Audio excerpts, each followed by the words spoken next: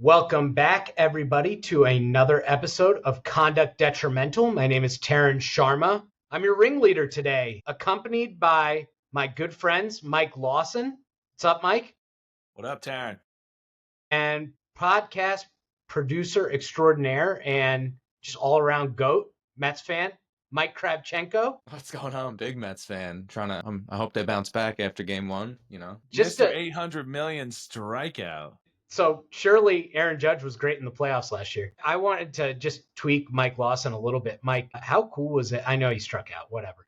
But big situation at the end of the game. Juan Soto coming up for the Mets. It just sent shivers down my spine. I was pumped about it. Was ready for something to take, I was listening to Howie on the radio, his call, and it was just, immediately, this is what story, if the guy from last year who wrote the story for the Mets season is writing again, and then, he swung at a pitch very far outside, but it's the first game. And I saw a stat actually that 99 and 2000 was the last time we lost back-to-back not home openers, but opening days. So, maybe we'll get back to the World You Series. hear that, Mike Lawson? We're playing in the World Series this year against you guys. Yeah. Just wait for that $800 million crash out. It's not my money. What do I care?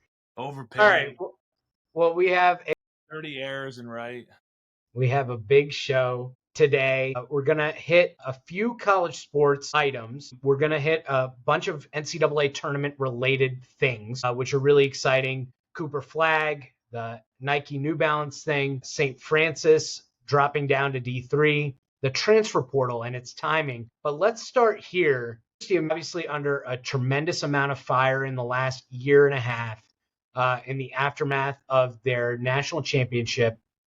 Their coach, Matt Weiss, he was one of the offensive staff members.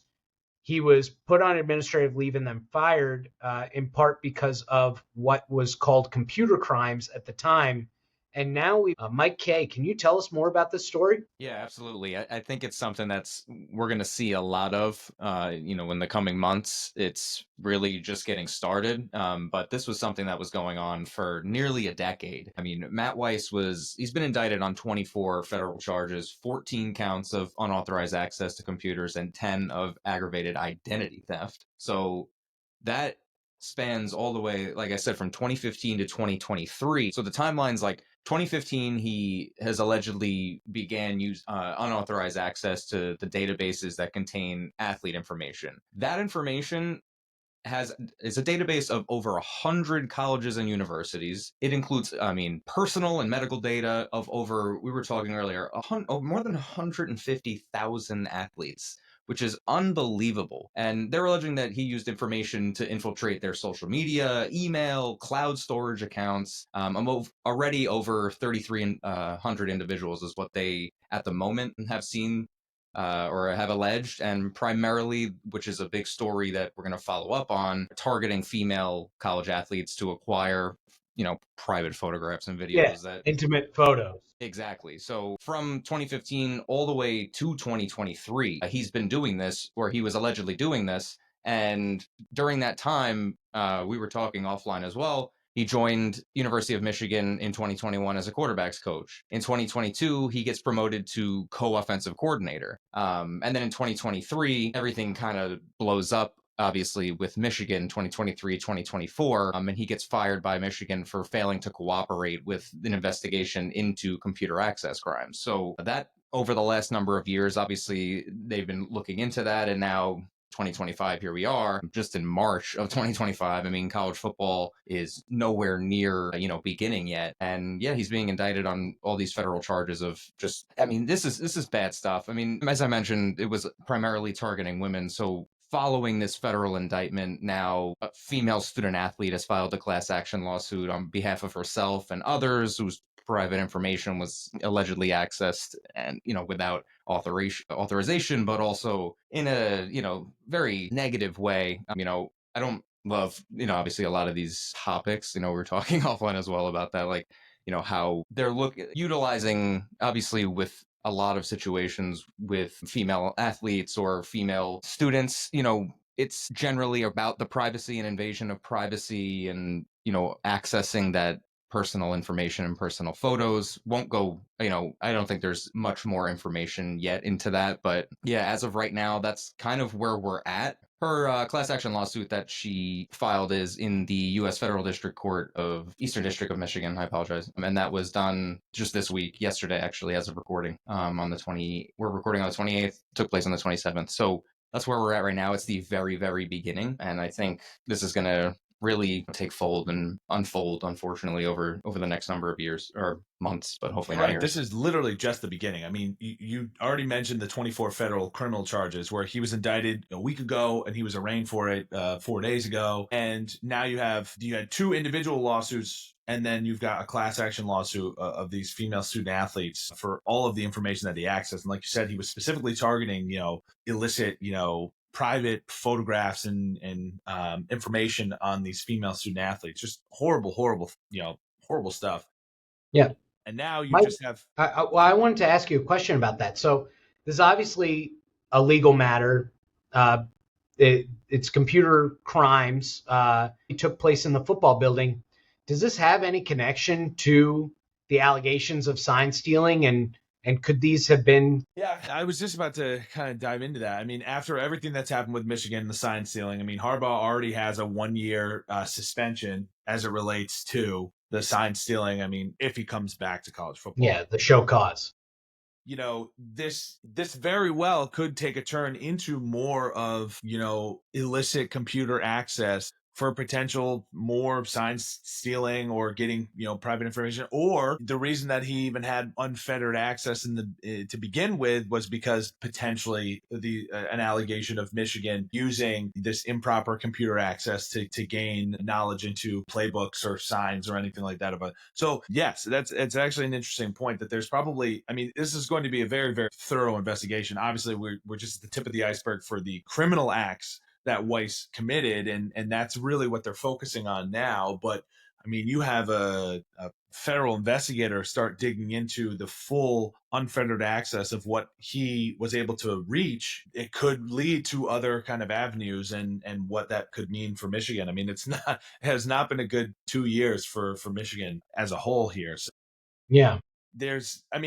Everything also ties back to oversight, right? Like what was Harbaugh doing for this program, especially like you said, if he was accessing this information while he's in the football, operations offices and, using football operations, computers and things like that. What was happening in this program? I think that's a bit of a reach. Like if there was never any sort of tie to anything that related to like football programs, and then this is just dragging Jim Harbaugh's name through the mud just because he was a coach. This is horrible criminal acts that were being done by this guy that, people are going to want to jump the gun and say, yeah, of course, like Harbaugh knew that this was happening. You know what I mean? But I think it's yet to be known if there was any sort of connection to it. But because he was a coach with the football program, obviously Harbaugh's name is going to be in it. And I don't think it's.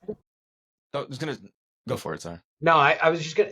I don't think that Harbaugh knew that this guy was doing this type of activity. I would like to think that he would put a stop to it. I do think that they are connected in the sense that, look, this investigation started before we got the sign stealing allegations. And I think that when they were looking at his laptop and observing the contents of the hard drive, I think that they saw practice film. And I think that that's what tipped off the Big Ten, is that the FBI told them what was going on. So I think that they're connected in that sense, but not in the sense that Harbaugh knew that this guy was being a creep online. Right. And go for it. Oh, sorry. Go ahead, Mike. No, I was going to say, it's really not out of the question that if he has access to cloud storage and email from athletes, that they're receiving film and saving images and videos on their phone or in their email of those practices, of playbooks and scripts. So obviously tying it to Harbaugh knowing, maybe not as much as of right now, but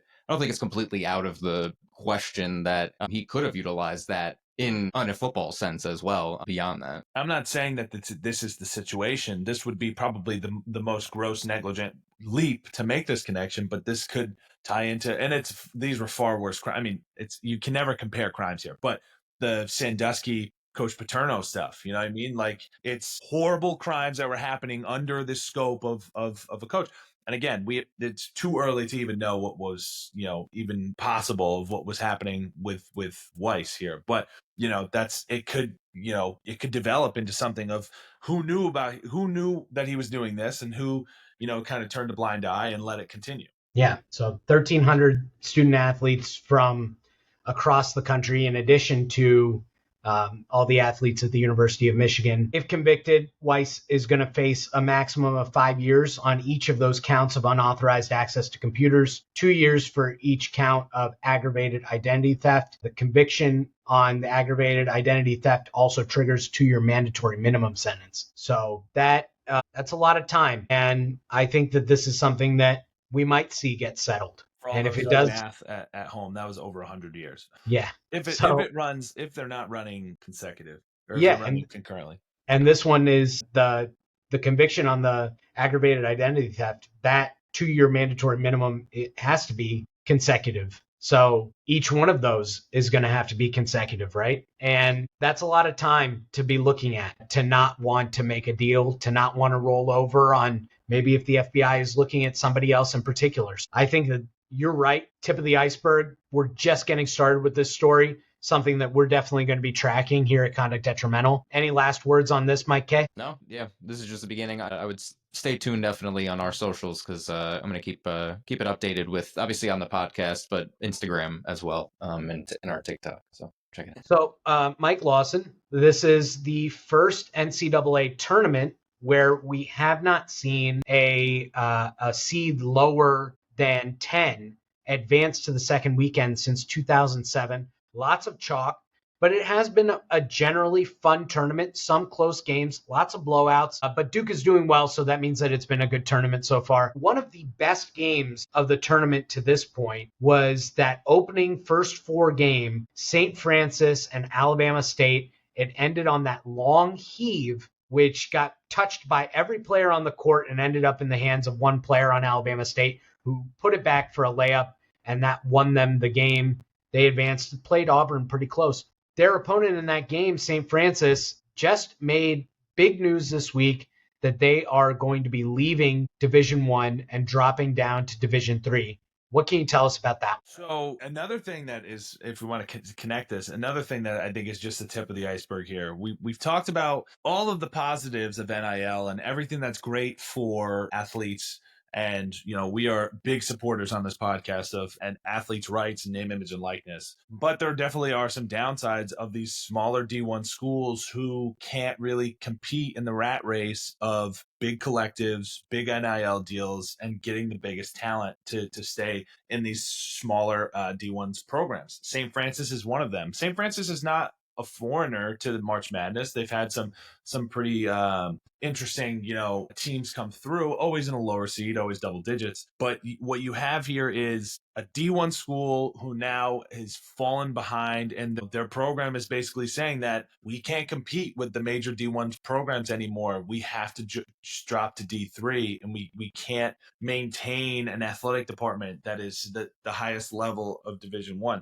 It's unfortunate to see. I don't think I would have been able to predict what was going to happen. It was always something that was kind of puzzling to us, where we're like, what could be the ramifications of some of those small schools and smaller markets who can't really compete, or even the states that don't have as much of a open door policy, if you will, based upon their laws allowing these schools to negotiate directly with players, or high schools and things like that, the way that it's been working. And St. Francis is just one of the first programs that says, look, we just have to cut ties with Division I and switch to D3. Now, it's going to take a little bit. They're going to switch to D3 2026. They'll still play out. They're still honoring their D1 scholarships, I think, through 2028. So any athlete that wants to stay, and they said we wouldn't harm anyone if they were to enter the transfer portal. We would still honor their scholarships here if anybody was to come back. So I think they're doing it in the right way. Some of the athletes, they made comments in some of the articles that I was seeing where they were like really shocked, and they put all this work in, and I agree. I mean, it's also not the first school to ever drop from D1 to D2 or D3 or vice versa, going up a level. So it's not new. This isn't like the first time the school's ever done that. I was just talking about it offline. Lemoyne out here in Syracuse was a D1 program for years, and they dropped to D2. It's, especially some of the athletes that were there, they obviously wanted to compete at the highest level, and maybe they didn't want to go to a massive D1 school and kind of get drowned in some of the crazy talent, but they still wanted that high level of competition. And now that you're dropping down to D3, not to say that Division 3 isn't also very competitive. I mean, I went to a small Division 3 program as well, and Same. you can have just great talent, all across the board. So it's interesting. It's definitely, you've got D1 schools that are fighting the transfer portals, and we're going to get into the transfer portal in a little bit, but you're fighting the transfer portal, pay for play, electives, booster, everything all in once. It's not just, you can't just pin it right on NIL, but it's the wild I nature think of it's NCAA as a everything. whole right now. Yeah, I think it's travel too. That was one thing that they pointed out, is that every team in this new President's Athletic Conference that they're going to be joining, the conference isn't new. It's been around for a long time, but it'll be new to them. The one that they're going to be joining in 2026, every school is within a 3-hour drive. I mean, that it just makes a huge difference if you're able to get your athletes. That, to me, kind of epitomizes D3. I mentioned I'm also D3 school graduate. I love my alma mater, Hampton-Sydney. They're very good at basketball. I think that if we were in this situation, we would probably do the same thing, because there is a focus on student experience, and athletics is just one piece of the pie. We're not necessarily producing kids that are going to go pro, but at the same time, we had 3 Division I men's basketball coaches, including Ryan Odom, who just took the job at UVA. Mike K, do you have anything on this? No, but I love my D3 school as well. So There we go. 3D3 guys here. Let's talk about, you mentioned the portal, Mike L. The portal's timing this year is totally different. And I'm interested to hear what you guys think about the fact that the portal opened right during the second weekend of the NCAA tournament, and what that kind of portends for future years. And does it even make sense? How are coaches reacting? Mike K, you have anything here? yeah, I think it's really, really tough timing. It's similar, with football getting to bowl time, and it's just some of these players are just done. They're going to transfer, they're gone. And I just think we're going to see a big shift. It's tough on coaches. I mean, that's putting the coaches in a very tough position. I saw Tom Izzo talk about, like, hey, he's going to figure out the NIL stuff after we're out. Like, and I think that's the mentality personally to take, especially for a program like Michigan State. You're going to attract talent regardless. But I mean, this puts coaches, front office, just pretty much everyone at these universities in a tough position to know what's going to happen the next year, really just manage their programs, their rosters. I think it's going to make it tough for players to focus in these games and really put in their entire all, because number one, and they're college students at the end of the day. I mean, handling the business portion like that has got to be pretty stressful, and, you're really in the beginning of understanding the business and going through transferring schools and moving and making new friends. And, there's a lot more that goes into transferring, I think, for college students that a lot of people don't realize. And I think a lot of them are going to realize, a lot of the students. So I think overall, it's not the time to do it. I don't think it makes a difference also roster wise, business wise, student wise, if you just push it towards in April. You put it in April or May. School, especially the semester, ends in May. So, I just don't see the purpose of having it in the middle of March Madness. I think it complicates things. I think it distracts everybody from top to bottom. But it's definitely not something that, as a fan, too, you want to see. And Michael, I know, we were sharing our frustrations, previously, because it's just a crazy time. It also doesn't help that this was it is the largest transfer portal on opening day. Within 24 hours that they opened the transfer portal, 95 women's basketball players were in the portal. That's 2.5 times last year. 57 men's, which is more than double last year. So you have double the amount of athletes that are entering the portal, and it's happening during March Madness. So it's just compounded, where you have the stress that athletes and teams and coaches are already on right now of March Madness, whether you're in it or not. And then you have the portal just running rampant. I mean, I was just talking about this. Robert Morris has lost their entire starting roster to the transfer portal. They were just a 15 seed. They just lost to Played Alabama. Alabama tough for about 30 minutes. They put up a good game against Alabama. Maybe that's why they enter the portal. Maybe those athletes say, you know what, I can compete with these big SEC schools. We can be a role player on one of those teams, right? Maybe that's what happened. Maybe that's why. But now Robert Morris has to go back to the drawing board. Their recruiting season is going to be insane because they just lost their 5 starters. Purdue prides itself on being a recruit through and through type of program, and I think all 5 of their starters came. Yeah, I think they're the only one. They're the only one that came right through the portal, or not the portal, right through, High school, and all the way through to where they are now. So it's rare that you see a program like that, and rare that you have athletes that stay with your program for so long. Yeah, and especially to be at that level too. Matt Painter has had them at a their top 10 program in the country. Yeah. No, it's really, really rare to see. And then you have, like we just talked about, St. Francis, but you've got St. Francis saying that, they lost in the first 4 and then they couldn't really compete. They're saying that they're having trouble competing with D1. Their leading scorer, Robert Morris, which is a similar kind of size school, similar, smaller D1 school that just lost their entire starting roster to the transfer portal after having what would be shown as a successful season, right? They got all the way to March and put up a really good game against the number 2 seed Alabama. So it's crazy to see. The timing is horrible. Last year, it was the day after the tournament ended and March Madness had concluded, the craziness ended, and now we've kind of entered the off season, which would imply that you now can have the transfer portal opening like that. But I don't know why.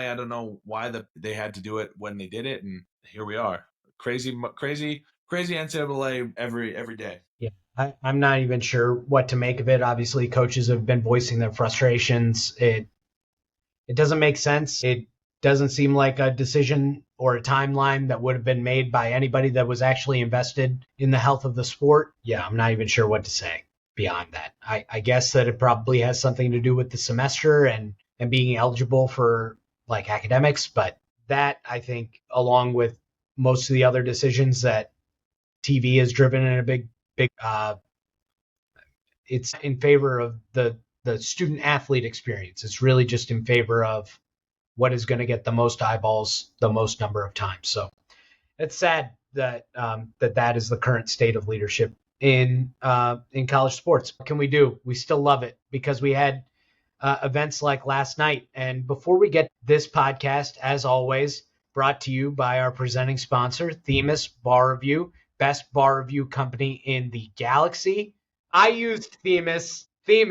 It's the best. I really liked the short kind of lessons. I liked the instructors. I liked how you fill out the workbook, and I thought that was a really effective way to learn. Passed the bar. I did really well on it. So Themis, I credit Themis, and Themis credits our listeners. So if you're interested in signing up for Themis, we do have a code, and you can just reach out to us, and we'll be happy to provide that.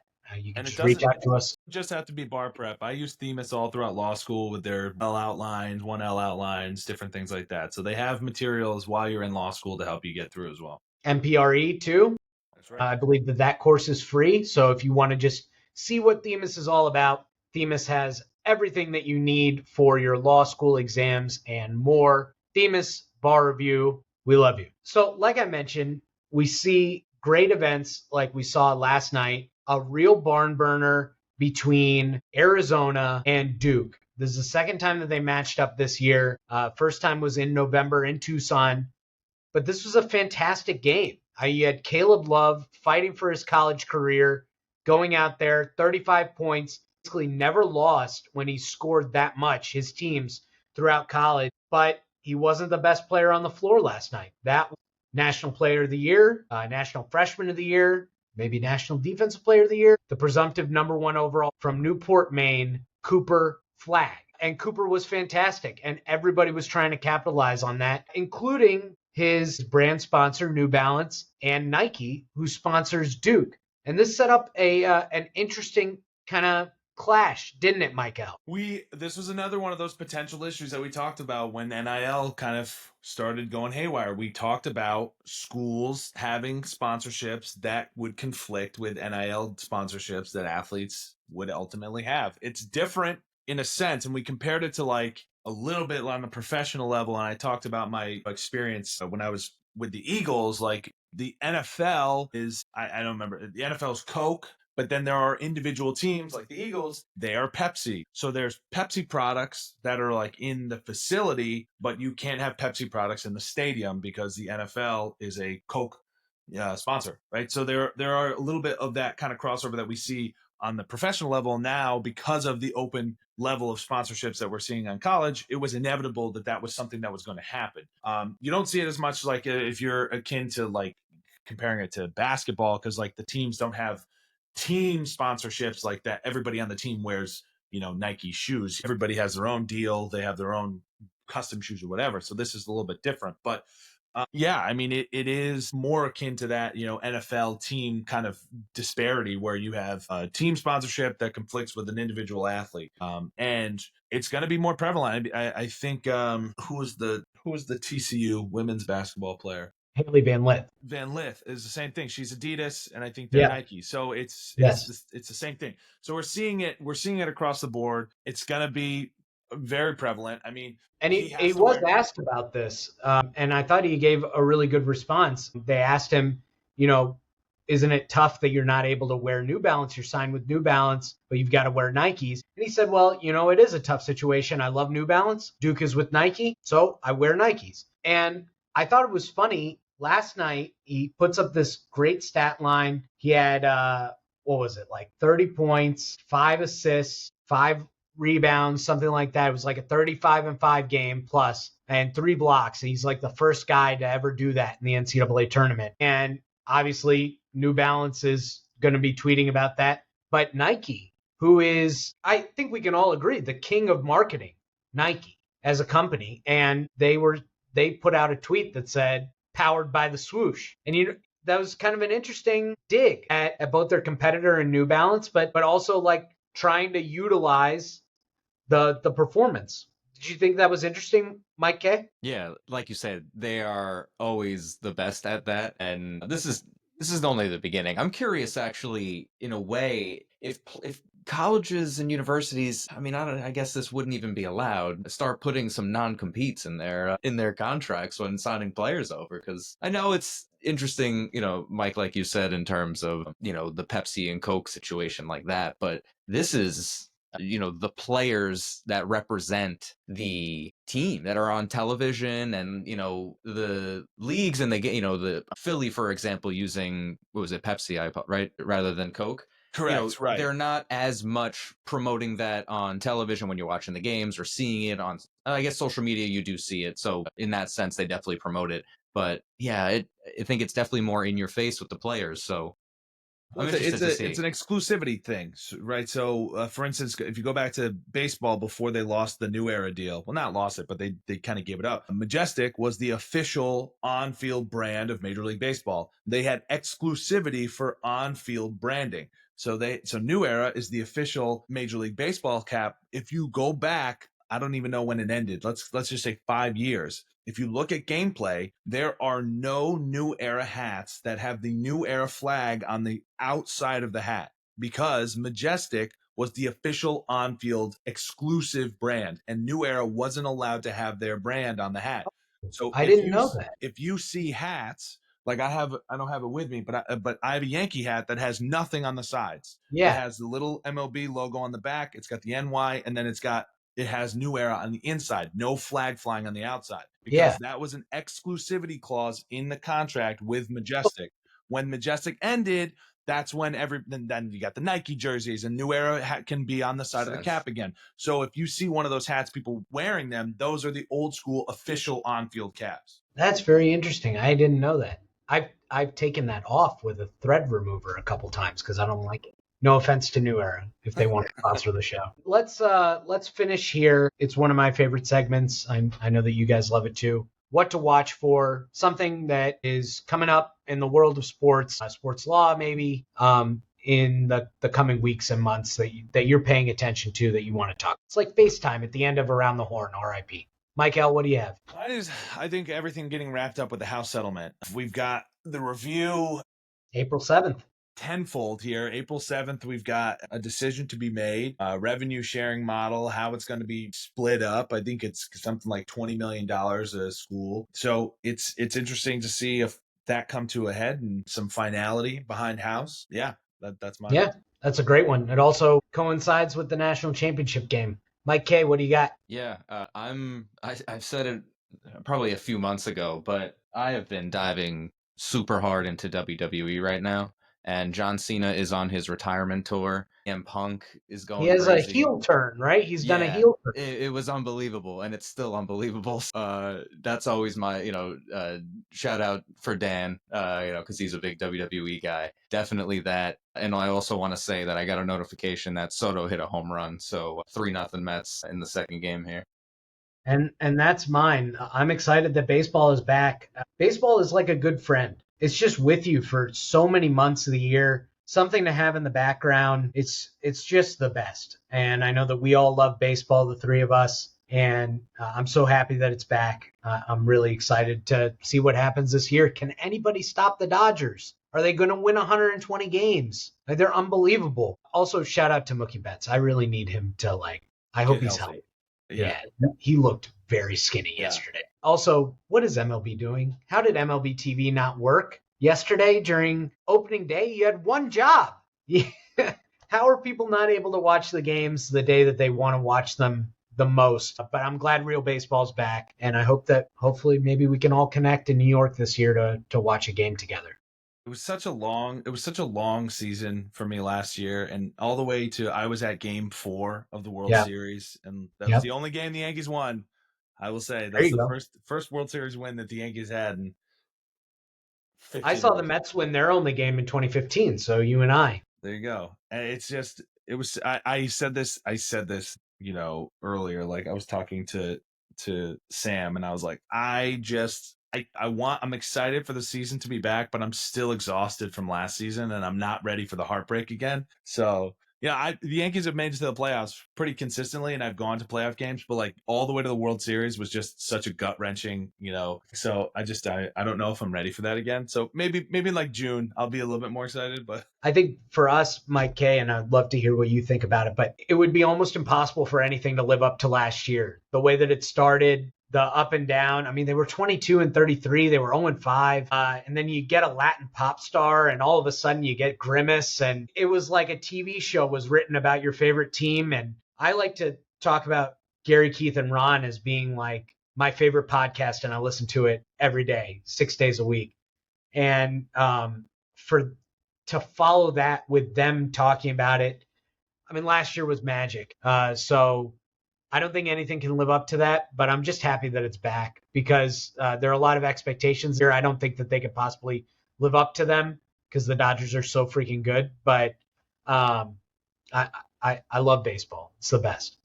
It really is. No, you hit the nail on the head with everything. I mean, it's the best. It's back. Sports have been kind of mid anyway, I feel like, with basketball and hockey. And, I'm hoping baseball's here to take its place back. This is happy belated opening day to all those who celebrate. This is one of the best sports times of the year. This and October are great. All right. Well, that will put another episode in the books for myself, Terrence Sharma, Mike Lawson, Mike Kravchenko. We're easy to find online. And everybody at Conduct Detrimental, thank you so much for listening. And we'll see you next time on another episode, Conduct Detrimental.